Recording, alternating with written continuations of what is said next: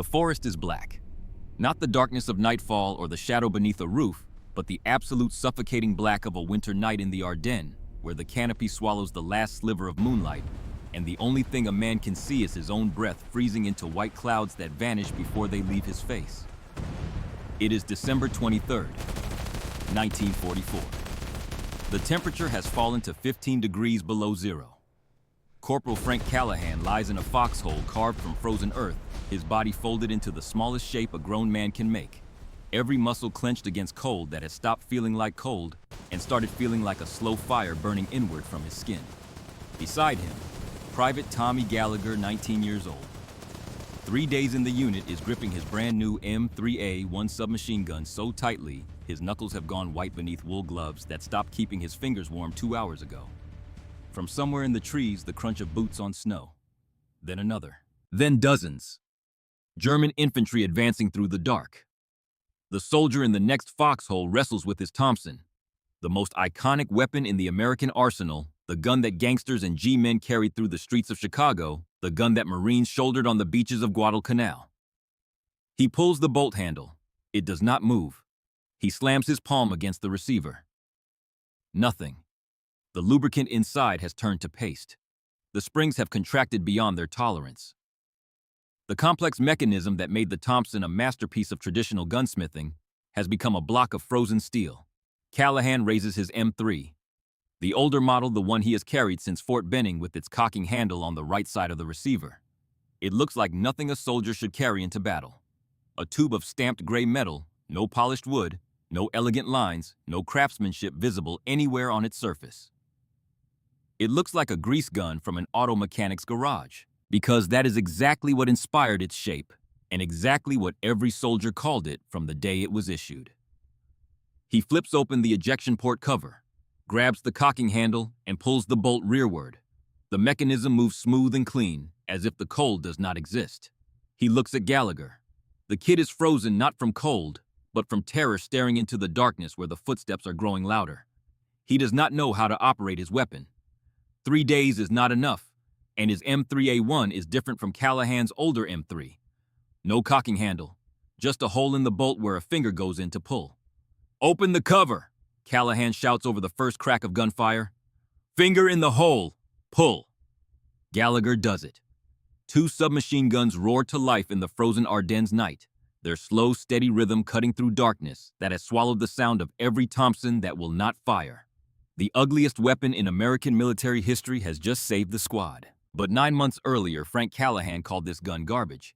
He called it a toy from a garage. He begged his sergeant for a Thompson instead. And 22 months before that, a German immigrant engineer heard the United States Army say the exact same thing to his face. This is the story of how an outsider, a failure, and $20 changed the way America fights forever. Dayton, Ohio. October 1942. In the autumn of 1942, the United States of America possessed the most powerful industrial capacity in the history of civilization. Automobile factories in Detroit were converting to produce Sherman tanks at a rate that would have seemed impossible 2 years earlier. Textile mills across New England were turning out millions of uniforms. Farms from the Great Plains to the Sacramento Valley were feeding armies on 3 continents. The arsenal of democracy was roaring to life, and the sound it made was the sound of stamping presses and welding torches and assembly lines running 24 hours a day, 7 days a week. And yet, in the middle of this staggering abundance, the American military faced a crisis that few people outside the War Department understood. The nation that could build more of everything than any country on earth could not afford to manufacture enough of one basic infantry weapon: the Thompson submachine gun. The name alone carried the weight of American mythology. Conceived by Brigadier General John T. Thompson during the Great War, manufactured first by Colt, then by Auto Ordnance Corporation, then by Savage Arms in Utica, New York, the Thompson had become inseparable from the American identity. Its distinctive profile with the drum magazine and the carefully machined receiver and the polished walnut stock spoke of a tradition that stretched back through generations of American gunsmithing. When you held a Thompson, you held something that felt like quality, something that felt like America. But quality had a price. The original M1928A1. Thompson cost over $200 per unit in the early years of the war. In modern purchasing power, that figure exceeds $10,000. More than 4 months of base pay for a private first class. Even the simplified wartime version with its blish lock removed and its manufacturing streamlined by engineers at Savage, who doubted the complex mechanism was even necessary for the low pressure point or 5. ACP cartridge still carried a price tag of $70 by mid-1942. The final M1A1 variant would eventually come down to $42.94, but even at that reduced figure, the arithmetic remained unforgiving. America needed to arm millions of men for simultaneous campaigns across 2 oceans. At $70, each equipping just 1 million soldiers with submachine guns would consume $70 million. And the Thompson was not merely expensive. It was heavy over 10 pounds, nearly as much as the M1 Garand rifle. It was slow to manufacture, each receiver requiring hours of precision machining by skilled craftsmen. And from the battlefields of North Africa and the Pacific, field reports painted a troubling picture. Desert sand infiltrated the Thompson's exposed operating mechanism and caused jams during critical moments of combat. Tropical humidity corroded internal components overnight. If the weapon was not cleaned daily, a luxury rarely available during extended jungle operations. The beautiful walnut stock swelled in moisture and shrank in cold, loosening the fitted joints that traditional gunsmiths took such pride in. The Thompson was a masterpiece of an era that was ending, an era when craftsmanship defined quality. World War II demanded a new definition. Quality was not what looked impressive or felt prestigious. Quality was what worked when you needed it in the quantities you needed it at a price you could afford. The man who would provide that new definition was not born in America. He was not trained at West Point or MIT. He held no military rank and possessed no connections in Washington. He was a machinist, a gunsmith, an immigrant who had arrived at Ellis Island 15 years earlier with skills in his hands and questions in his mind that no one around him was asking. George J. Hyde was born Georg Heide on January 4, 1888, in the small town of Arpfingen, Germany. During the Great War, he designed machine guns for the German government, a detail that would become the deepest irony in this story. The man who built weapons for Germany would one day build the weapon that helped defeat Germany. In 1927, Hyde left his homeland and sailed for America. His wife Margareta, whom everyone called Greta, followed with their son George Jr. and daughter Giselle the following year.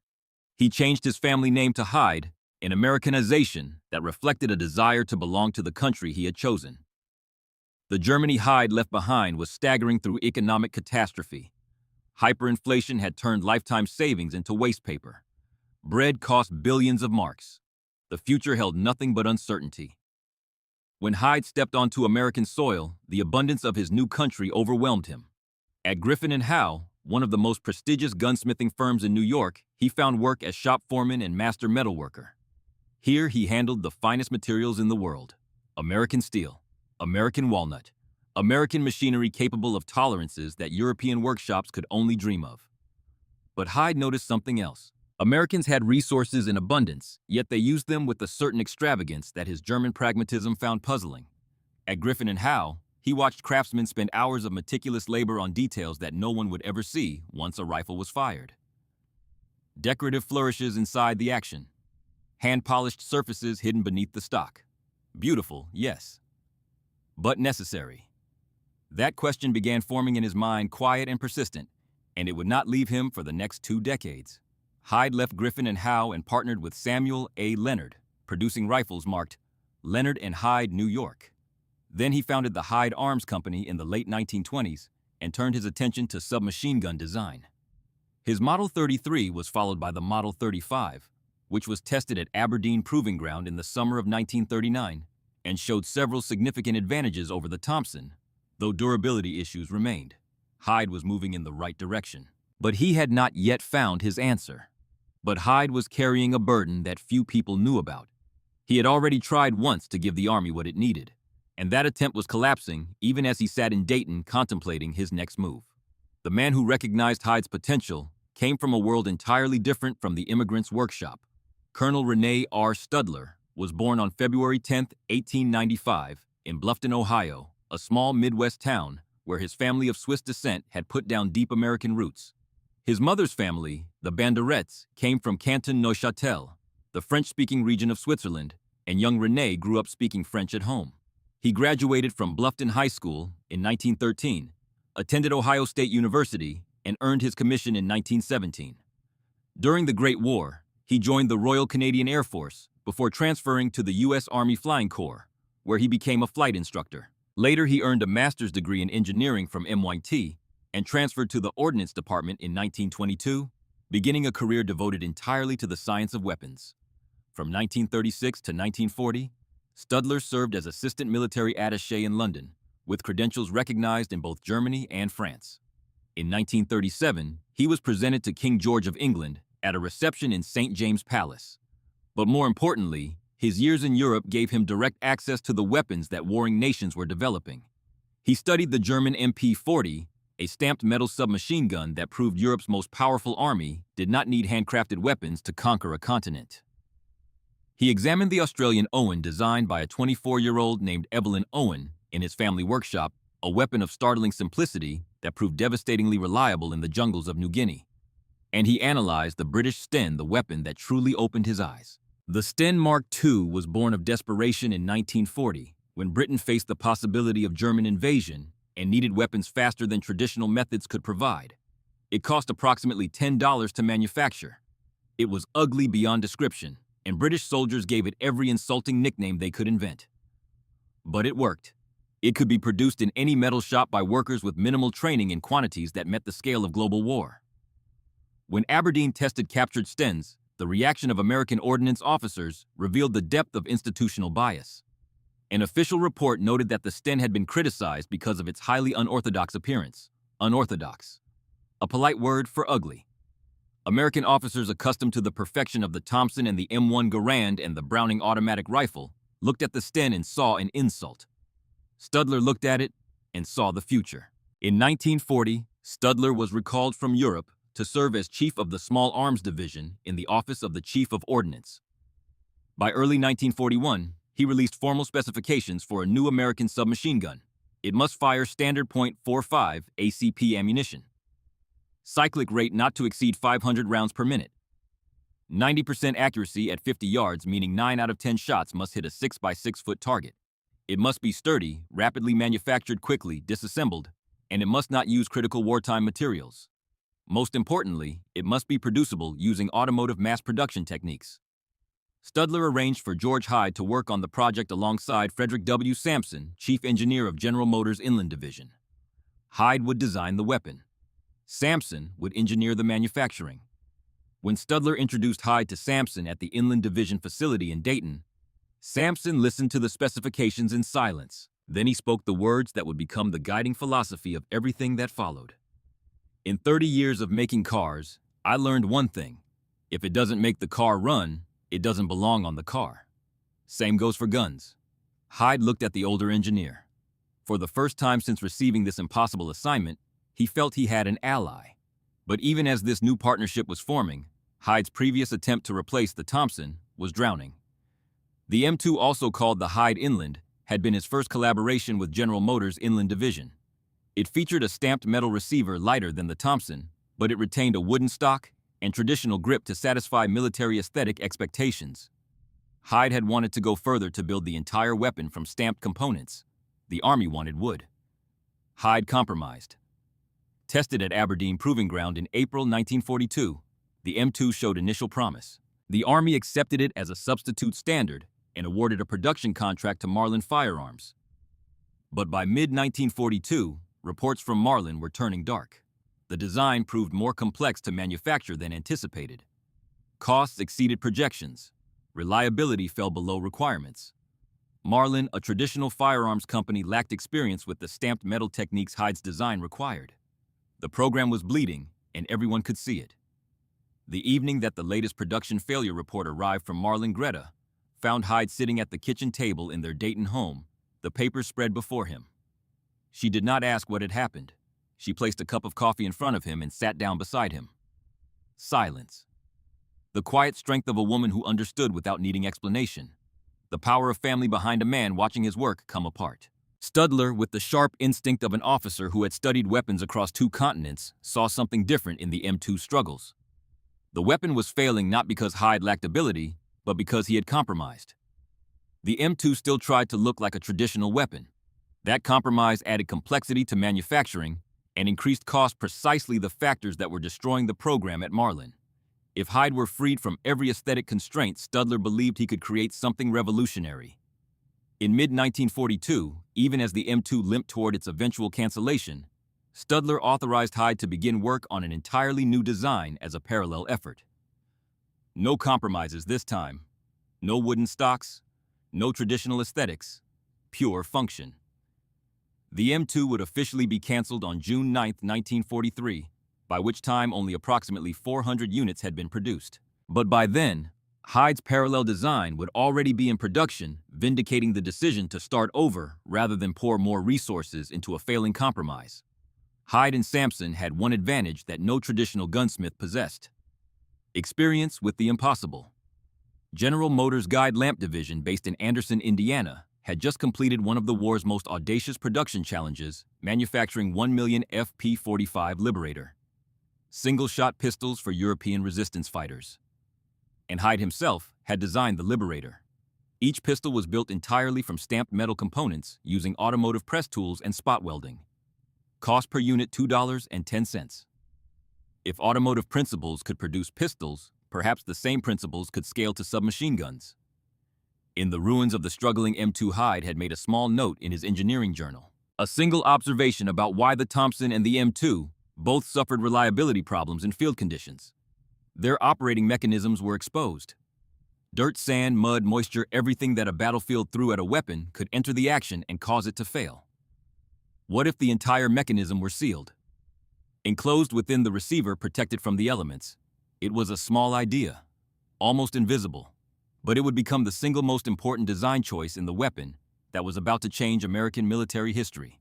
The first prototype, designated T-15, emerged from Hyde's drafting table as something the American military had never seen, where the Thompson featured precision-machined steel and hand-finished walnut. The T-15 consisted of stamped and welded steel sheets formed into a functional but aggressively utilitarian package. A sliding wire stock telescoped from 29.8 inches to 22.8 inches. The receiver looked like two automotive fender sections welded together, because functionally, that is exactly what it was. Before sending the T-15 to Aberdeen, Hyde and Sampson reviewed every component together. Sampson pointed to the wire stock. "Does this make the gun shoot better?" "Yes. More compact for paratroopers, lighter for tank crews. It belongs on the gun." He pointed to the stamped receiver. "This stronger than the Thompson at stress points. 10 times cheaper. It belongs on the gun." He gestured at the whole weapon. "Nothing on this gun exists for any reason other than function. That is why Aberdeen will hate it." Hyde stared at him. "You know they will hate it." Sampson almost smiled.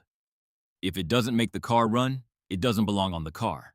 But people like looking at pretty things on their cars, even when those pretty things only make the car heavier." In November 1942, 5 pre-production T-15 prototypes were fabricated and sent to Aberdeen Proving Ground. Representatives from the Army's Infantry Board, Airborne Command, and Armored Forces Board gathered to evaluate the new weapon. Major Gerald Whitfield, Aberdeen's chief small arms evaluator, handled the T-15 with barely concealed disdain. His expression shifted from curiosity to disappointment to outright rejection in the span of 30 seconds. He was a man raised in military tradition, the son of a retired general, an officer who had carried a Thompson in North Africa and considered it the embodiment of American firepower. The stamped metal object in his hands was an affront to everything he believed about weapons. "It looks like something that fell off the assembly line at a Buick plant," Whitfield remarked, setting the T-15 down on the testing bench with a carelessness that made Hyde wince. "Where is the craftsmanship? Where is the wood stock? This thing looks more like a garage tool than a weapon of war." Colonel Edward Thornton, observing from the infantry school at Fort Benning, picked up the T-15 himself. He shouldered it, aimed, lowered it. Thornton was an old soldier, a man who had carried a Thompson in the trenches of France during the First War, and never lost his reverence for it. His assessment was more measured than Whitfield's, and more dangerous because it contained a kernel of truth. "The mechanism functions well," Thornton said with reluctant honesty. "But Mr. Hyde's soldiers do not fight with mechanisms. They fight with faith, and no one puts faith in something that looks like a grease gun." The Army had specifically requested cheap manufacturing. They had demanded automotive production techniques. They had insisted on radical cost reduction. And when they received exactly what they asked for, they rejected it because it looked like what it was. The drive back to Dayton stretched through a cold November night. Hyde sat in darkness as the car moved through the rural heartland of Pennsylvania and Ohio. Headlights swept across harvested fields past full-grain silos, past farmhouses with lights glowing warm in windows. America, the country he had chosen 15 years ago when he left a broken Germany and sailed toward abundance he could scarcely imagine. Tonight, this abundant, prosperous homeland slept peacefully, while its sons fought overseas with weapons too expensive to produce in the quantities they needed. The richest nation in human history could not afford to arm its own army, not because it lacked resources, because it was trapped by tradition. Samson's words returned with the force of revelation. If it doesn't make the car run, it doesn't belong on the car. The Thompson's beauty did not make bullets fly straighter. Walnut stocks did not seal the action against dust. Polished surfaces did not prevent freezing in winter. All of those things did not belong on the car, on the gun. This time he would strip them all away. He would not redesign his weapon to please military traditionalists. He would give American soldiers what they needed to survive regardless of institutional preferences. He would make the ugliest weapon in American history, and he would make it the most reliable. Hyde returned to his drafting table and did something that no weapon designer in American military history had done before. He stopped trying to make a gun that looked like a gun. Instead, he set out to build a machine whose every surface, every component, every ounce of metal existed for one reason only: to send a .45 caliber bullet accurately and reliably into whatever the battlefield threw at it. The new prototype, designated T-20, emerged from their collaboration as a weapon that looked like it had been assembled from the parts bin of an automobile factory, because in a very real sense it had. The receiver used two halves of pressed sheet steel welded together along their seams like the body panels of a Chevrolet sedan. Each half could be stamped in seconds. Cost $2.50. The Thompson's machined equivalent, $15. The wire stock telescoped and collapsed. Manufacturing cost 30 cents. Thompson's walnut stock, $8. The dust cover safety system replaced the Thompson's complex mechanical safeties with a single hinged metal flap. Flip the cover open to fire. Close it to safe. And when closed, it sealed the entire operating mechanism away from the outside world. This was the small detail from Hyde's engineering journal, the detail that would save more American lives than any other component on the weapon. The bolt was heavy and deliberate. It cycled at 450 rounds per minute compared to the Thompson's 700. Military traditionalists called this sluggish. Hyde called it intelligent. After action reports from North Africa and the Pacific revealed that American soldiers were wasting Thompson ammunition because the excessive rate of fire made accurate sustained shooting nearly impossible. The T-20's slower rate kept the muzzle stable, kept rounds on target, and kept magazines loaded longer. When the finished T-20 sat on the workbench, Samson walked through every component one final time. He pointed to the receiver. Two stamped halves, spot welded. Belongs on the gun. The wire stock. Collapsible. Lighter. Belongs on the gun. The dust cover. Open to fire, close to safe. Seals the action. Belongs on the gun. He paused. Is there anything on this weapon that does not need to be here? Hyde looked. There was nothing. Samson nodded. Good, because if it doesn't make the car run. But the very principle that allowed them to design the cheapest submachine gun in American military history also contained within it the seed of a crisis that would nearly destroy the entire program. When you design something so that anyone can build it, you also design the possibility that anyone can build it wrong. In December 1942, 5 pre-production T-20 prototypes arrived at Aberdeen Proving Ground for what would become the most consequential weapons test of the war. This time, the evaluators would not be judging appearance. They would be measuring function, and the numbers would not lie. The mud test came first. The Thompson jammed after 50 rounds, its exposed mechanism clogged with debris. The T-20 fired 200 rounds without a single stoppage. The sand test was even more dramatic. The Thompson required cleaning every 100 rounds. The T-20 continued firing for 500 rounds without maintenance. The cold test provided the final verdict. At temperatures simulating European winter, the Thompson's complex mechanism seized as lubricants thickened and metal contracted. The T-20 continued firing as reliably as it had at room temperature. The comprehensive statistics were overwhelming. Across all environmental conditions, the T-20 achieved a function rate of 99.7%. The Thompson managed 86.3%. The ugly gun was not merely cheaper. It was measurably, undeniably more reliable when American lives depended on a weapon that worked. Colonel Thornton was present when the results were announced. He read the numbers in silence. "The numbers do not lie, Colonel," he said quietly to Studler. "But numbers do not fight. Soldiers fight, and I still worry about their faith." Studler met his eyes. "Then we will let the battlefield decide."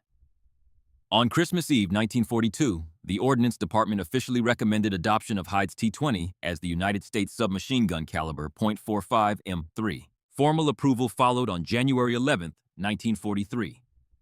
A manufacturing contract for 300,000 units was awarded to the Guide Lamp Division of General Motors Corporation in Anderson, Indiana. Total manufacturing cost $20.94. Less than half the price of the simplified Thompson, with superior reliability across every performance metric. For George Hyde, this was redemption. The M2 was still struggling at Marlin, heading toward the cancellation that would come in June. But the M3 was alive. His philosophy of uncompromised function had been proven correct by data. The question now was whether American soldiers would embrace a weapon that looked like an automotive tool. The factory floor of Guide Lamp Division in Anderson, Indiana, had spent the previous decade producing automobile headlights. By January 1943, those same machines were being retooled for war. The transformation was breathtaking. Where the Thompson required 21 machined parts demanding skilled craftsmen, the M3 needed only 3 machined components. Everything else could be stamped, pressed, welded, or formed using existing automotive tools. Guide Lamp could produce 1,000 M3 submachine guns per day. Traditional gunsmithing facilities produced 50 Thompsons. Setup time to switch from headlight production to submachine gun manufacturing, exactly 30 minutes. Worker training dropped from 6 months to 2 weeks. Each M3 required 3.5 pounds of steel, compared to the Thompson's 8.5 pounds. The first finished M3 grease gun rolled off the Anderson assembly line on May 7, 1943. But while American industry was performing miracles, American soldiers were preparing to reject everything that miracle had produced. Fort Benning, Georgia. Summer, 1943. Corporal Frank Callahan. 2nd Armored Division stood in line with sweat running down his spine. Watching the men ahead of him collect their M3s, every face told the same story: confusion, disappointment, anger. When Callahan received his, he held it in both hands and turned it over slowly. It was lighter than he expected, shorter than he expected, and uglier than he had ever imagined any weapon could be. The stamped metal tube with its wire stock and crude sights looked nothing like the Thompson he had dreamed of carrying since watching war movies at the Paramount Theater on Washington Street in South Boston. Staff Sergeant James Kowalski, the training instructor, a Polish-American from Chicago who had worked steel mills before the war, watched the reactions with the practiced eye of a man who understood tools. He noted that soldiers called it the grease gun, and not as a compliment. But Kowalski noticed something else that he kept to himself. On the firing range, soldiers shot more accurately with the M3. The slower cyclic rate kept the muzzle steady. Groups tightened. Scores improved. None of the men wanted to admit that the ugly gun might be better at the one thing a gun was supposed to do. Callahan wrote home that night. "Dad, they gave me something called an M3. You would laugh if you saw it. Looks exactly like the grease gun you use at the Navy Yard, except with the trigger. I asked to trade for a Thompson, but the sergeant said there are none left. I think the Army is saving money on our backs." Patrick Callahan Sr. wrote back on paper smudged with machine oil. He had written during his lunch break at Charlestown Navy Yard, where he had repaired warships for 30 years. "Son, I have fixed warships for 3 decades. Let me tell you something. Every ship I repair, what do I trust? The fresh paint or the weld underneath? Trust the tool, Frank. Do not trust the looks." Callahan read the letter, shrugged, and shoved it in his pocket. The old man did not understand. Colonel Thornton at the infantry school shared the soldiers' skepticism. "The M3 may function adequately," he wrote to the War Department, "but it fails to inspire confidence. Military effectiveness depends not merely on mechanical function, but on the warrior's faith in his weapons. This stamped metal substitute undermines that crucial psychological element." Several senior officers formally requested that Thompson production be resumed to maintain American military standards. But while American soldiers were mocking the M3 in training camps, a crisis was building that would threaten the weapon's very existence. In February 1944, the first reports of M3 malfunctions emerged from stateside training units. The bolt retraction mechanism, the most complex component on a weapon designed for simplicity, was failing prematurely. The cocking handle cracked and broke after a few hundred cycles on some production batches. Similar reports followed from American forces stationed in England, who were preparing for the invasion of France. The timing could not have been worse. Investigation revealed a cascade of deficiencies. The cocking mechanism suffered from inadequate heat treatment. A missing spring stop on the retracting lever allowed excessive play. Barrel removal was difficult and uncertain. The rear sight bent on impact. The magazine catch released accidentally during marches. The wire stock would not stay in the collapsed position. The root cause ran deeper than any single defect. Rapid production expansion at Guide Lamp Division had compromised the precise steel specifications and spring tensions that made the weapon reliable. As demand surged, some steel batches that did not meet hardness standards slipped through inspection. Inexperienced workers assembled components outside tolerance. The very principle of mass production that Hyde and Sampson had used to create the M3 was now turning against it as volume outpaced quality control. For Hyde, this carried a particular anguish. He had designed the weapon to be so simple that manufacturing errors would be unlikely. But he had not accounted for the human factor wartime pressure cutting corners quality sacrificed for quantity. The ghost of the M2, whose contract had been officially canceled just 8 months earlier, stirred again. Production problems had killed that program. Was history repeating itself? Colonel Thornton seized the moment. His report to the War Department was sharp. The reliability problems of the M3 confirm what we warned from the beginning. Automotive mass production cannot replace traditional gunsmithing craftsmanship. Recommend cessation of M3 production and restoration of Thompson manufacturing.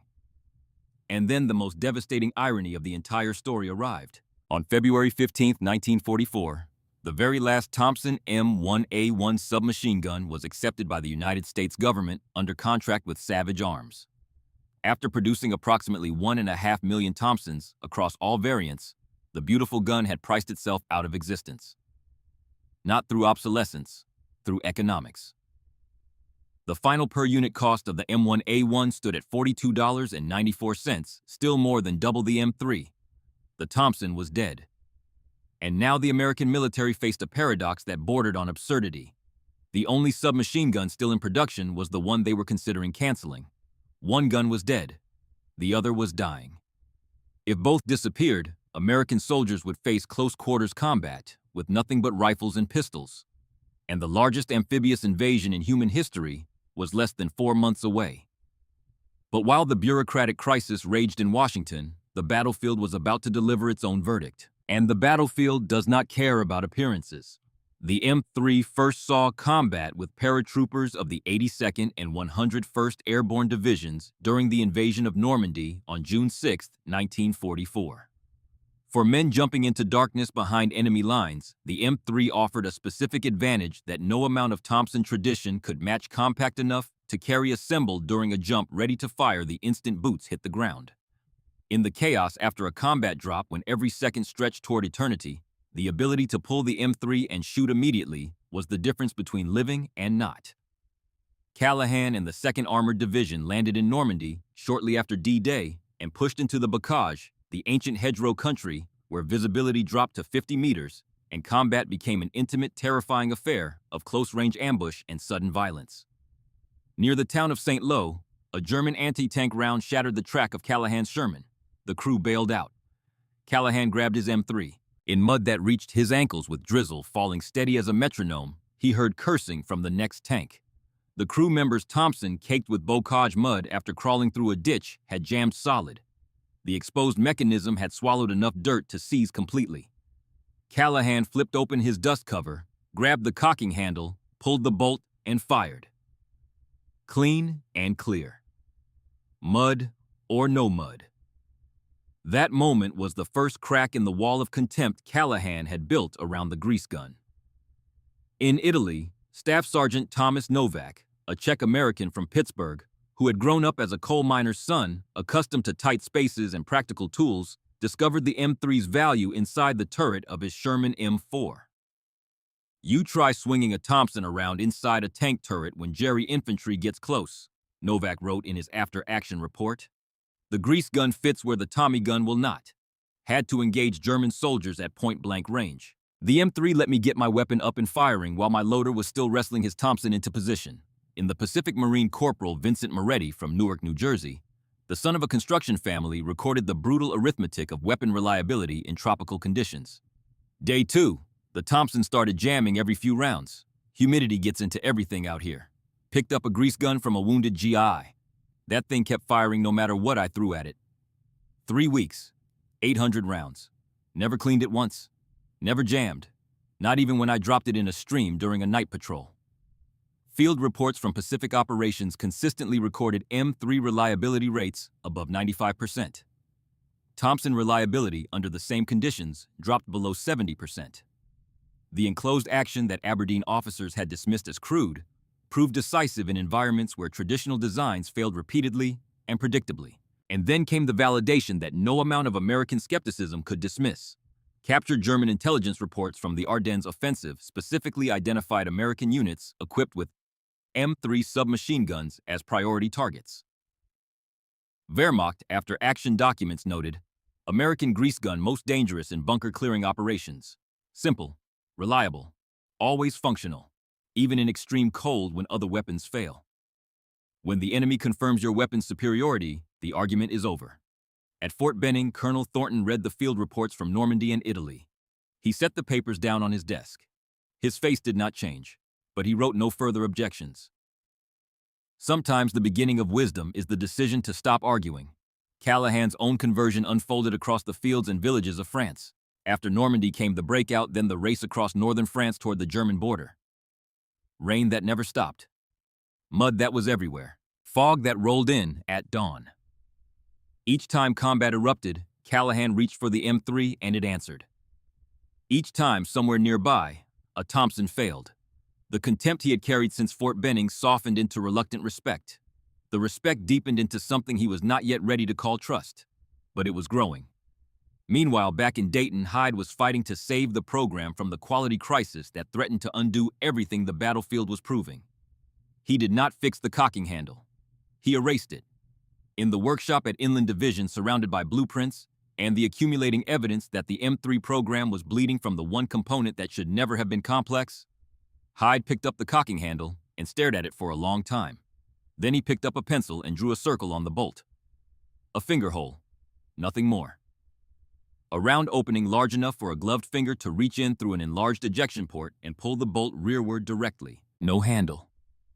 No ratchet. No pawl. No spring. No moving parts whatsoever. It was so simple that it seemed like a joke, but there was nothing to break, nothing to crack, nothing to bend or jam or fail. You cannot break a hole. You cannot wear out empty space.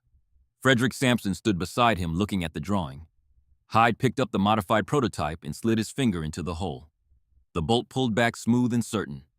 "You know, Fred," Hyde said, "this is the simplest thing I've ever designed.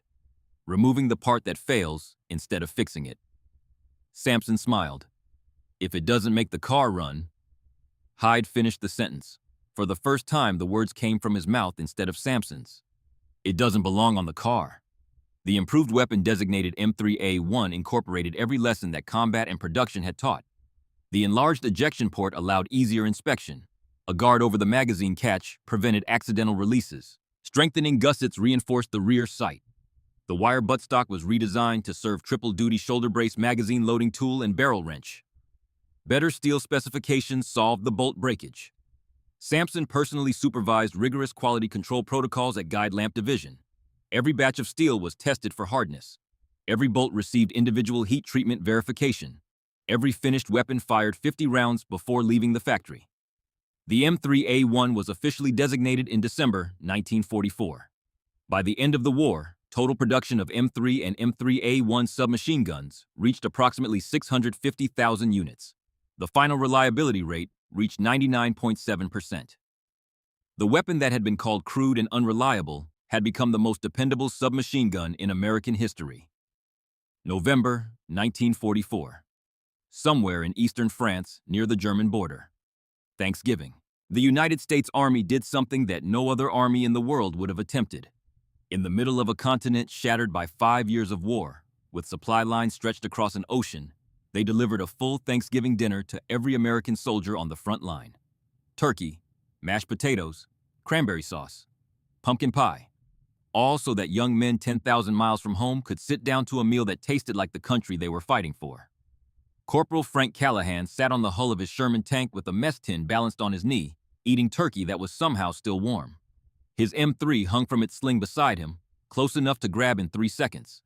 7 months of combat had taught him that the weapon was never more than arm's length away. He thought about Thanksgiving in South Boston, his father taking him to watch football at the high school field, breath rising in white clouds from the bleachers.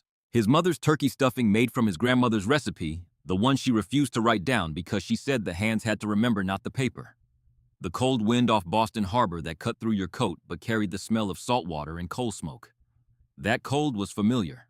The cold here in France smelled like gunpowder and wet earth, and something else that every combat soldier recognized: the smell of places where men had died and the ground had not yet forgotten. He looked down at the M3, scratched and dented from 7 months of hard use. The dust covered black with carbon residue. Not a single element of beauty anywhere on the weapon, but it had never failed him. Not once. Not in the mud of Normandy, not in the rain of northern France, not in the fog along the German border. He pulled out a sheet of paper and wrote to his father.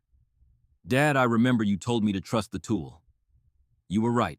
This grease gun is uglier than anything you ever fixed at the Navy Yard. But it works. Every time. Every single time, Dad." But the real test had not yet arrived. In 3 weeks, the worst winter in 30 years would descend on the Ardennes forest, and 250,000 German soldiers would come with it. December 16, 1944. The Battle of the Bulge. The largest engagement fought by the American Army in the Second World War. 250,000 German troops smashed through thinly held American lines in the Ardennes forest of Belgium in Hitler's final gamble to split the Allied armies and capture the port of Antwerp. The 2nd Armored Division received emergency orders to deploy against the German spearheads. Callahan's unit moved through the night on icy roads, Sherman tanks sliding on surfaces that had turned to glass. When they reached their positions, the temperature had dropped to 15 degrees below zero. Wind screamed through the Ardennes and pines with a sound like tearing metal, and weapons began to die. Across the American front, Thompsons froze solid. Lubricants turned to gel. Complex springs and precisely fitted mechanisms became fatal liabilities as metal contracted beyond tolerance. The most iconic submachine gun in American history had become useless frozen steel at the moment when American lives depended on it most. But before the shooting started, there was one more scene that needed to play out. Private Tommy Gallagher arrived at Callahan's position 2 days before the German attack. 19 years old, from Dorchester, Massachusetts, close enough to South Boston that the two men might have ridden the same streetcar. 3 days in the unit, 0 days in combat. He carried a brand new M3A1, the improved version with the finger hole that Callahan's older M3 did not have, and the expression of a man who felt cheated. "What the hell is this?" Gallagher said, holding up his weapon. "I thought I was getting a Thompson." Callahan looked at the kid. He saw himself. 7 months ago, standing in line at Fort Benning in the Georgia heat, holding the M3 for the first time and feeling exactly what Gallagher felt now. He wanted to explain everything: the engineering, the testing, the enclosed action that sealed out mud and sand and snow. But Callahan did not know any of that.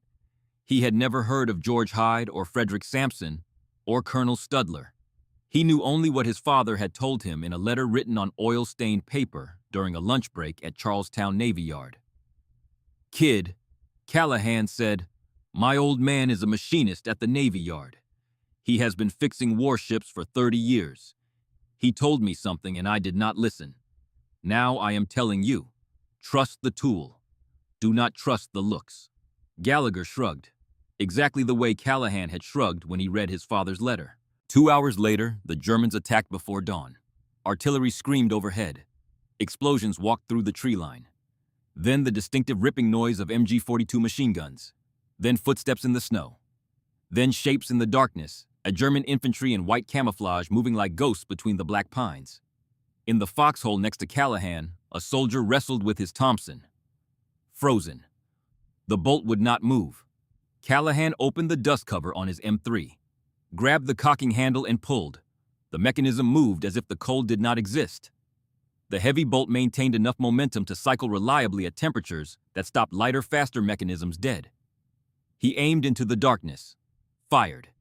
The M3 roared to life, slow and steady and absolutely certain. He looked at Gallagher. The kid was frozen. Not from cold. From terror.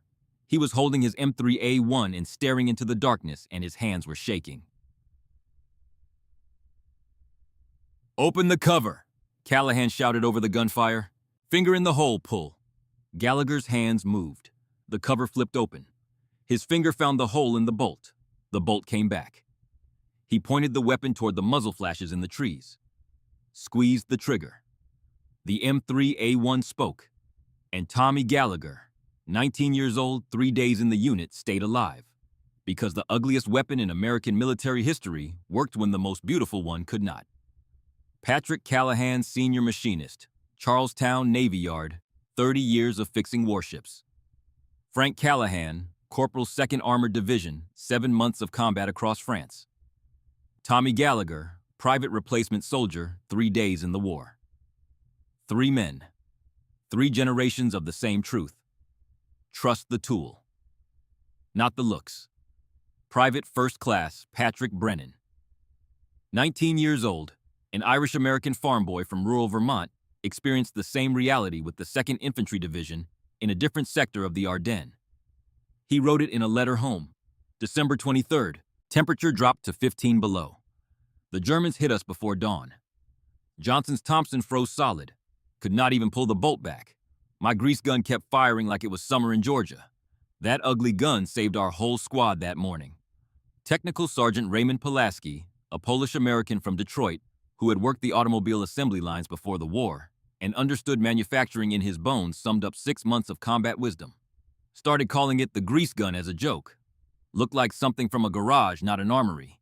But after 6 months of fighting that garage tool, brought more of us home than any pretty gun ever could. Function over form. That is what keeps you alive. 7 years later, the same weapon faced the same test with a different enemy. Private Earl Dawson, 20 years old from rural Tennessee, grew up watching World War II movies at the only theater in his valley town. He expected a Thompson. At Fort Lewis, Washington, he received an M3A1 and felt the same betrayal that Callahan had felt, that Gallagher had felt, that every generation of American soldiers seemed destined to feel when they first held Hyde's ugly creation. The sergeant who issued the weapon, a veteran of the last war, told Dawson something he did not want to hear. "You will thank that gun when the thermometer drops below 0. Trust me." Dawson did not trust him. In January 1951, the Chinese People's Volunteer Army flooded across the border into Korea in overwhelming numbers. The 2nd Infantry Division faced Chinese forces in conditions that made the Ardennes look mild. Temperatures plunged to 30 degrees below 0, and the Chinese attacked at night, advancing behind the sound of bugles, waves of infantry pressing forward in the tactic that American soldiers called the human sea. At the Battle of Wanju, Dawson crouched in a fighting position with snow falling thick enough to erase the world beyond 20 yards. When the bugles sounded, his fingers were numb inside his gloves, but they found the hole in the bolt. He pulled. The M3A1 cycled clean. The deliberate rhythm steadied his aim in the darkness, and every round found its mark. Beside him, a soldier with a Thompson fought the frozen bolt and lost. "When we hit those Chinese positions at Wanju, my grease gun fired every single round," Dawson recalled years later. "Buddy next to me with the Thompson jammed after 10 shots. That ugly gun brought me home." The sergeant at Fort Lewis had been right. Just as Patrick Callahan had been right. Just as George Hyde had been right from the beginning. Captured after action reports from the Chinese People's Volunteer Army specifically identified American soldiers carrying M3 submachine guns as priority threats during infantry assaults. The enemy validated what American soldiers had learned through blood. The grease gun worked when everything else failed. An additional 33,000 M3A1 submachine guns were manufactured by the Ithaca Gun Company during the Korean War. The weapon that had been designed as disposable was proving itself indispensable. In the spring of 1945, as the war in Europe ended, Colonel Edward Thornton sat at his desk at Fort Benning and wrote his final report on infantry small arms for the War Department. He was approaching retirement after a career that had spanned 2 world wars. He had carried a Thompson in the trenches of France in 1918. He had fought the M3's adoption from the moment he first held the T-15 at Aberdeen. In the section on the M3 submachine gun, Thornton wrote words that cost him something to put on paper. When the M3 program began, I opposed it on grounds of psychological impact on the soldier. I believed that confidence in a weapon depended on its appearance. Battlefield evidence has proven me wrong in conclusion, though correct in premise. Confidence in a weapon is indeed essential, but Mr. Hyde demonstrated that reliability builds confidence more effectively than any coat of polished walnut. The M3 grease gun is the most dependable weapon in the American arsenal. I recommend recognition of the contributions of Mr. Hyde and Mr. Sampson. This was not surrender. It was growth. Thornton acknowledged his error without abandoning his core value. Faith in a weapon still mattered. He had simply learned a new way to earn that faith. Not through beauty, through function. The M3 grease gun served through Korea, through Vietnam, and far beyond. The Office of Strategic Services ordered conversion kits that allowed the M3 to fire 9mm parabellum ammunition, transforming it into the perfect weapon for covert operatives behind enemy lines. The weapon was officially withdrawn from general service beginning in 1957, but it refused to disappear. Tank crews and mechanized units kept it because nothing else matched its combination of compactness and reliability. A former tank company commander noted that he had 2 M3A1 submachine guns in his unit arms room as late as 2001. In Argentina, a variant called the PAM-1 was produced starting in 1954. In China, the People's Liberation Army manufactured copies designated the Type 36. The enemy had copied the ugly gun. The ultimate validation. George Hyde never had his name on a legendary weapon. The Thompson bore the name of John Thompson. The Garand bore the name of John Garand. The Browning bore the name of John Browning. The M3 bore only a number and a nickname taken from a mechanic's tool. Hyde continued designing weapons after the war, working on prototypes like the Hyde carbine of 1944, but he never achieved public recognition. He remained what he had always been: a machinist, a gunsmith, an engineer who solved problems by removing everything that did not need to be there. He died on December 2, 1963, at Adelphi Hospital in Brooklyn, New York. He was 75 years old. His obituary in the New York Times was brief. George Hyde, gunsmith, dead. Designed wartime grease gun. No monument, no documentary, no museum bearing his name. His son, George Jr., kept the original prototype and a letter of thanks from the president in the family home. But in armories around the world, from Fort Bragg to Okinawa, the grease gun sat ready, waiting, reliable, functional. The quietest and most meaningful form of recognition, the thing you created still serves when your name has been forgotten. The thing you created still saves lives when no one remembers who created it. Colonel Rene Studler retired in 1953 after 36 years of service.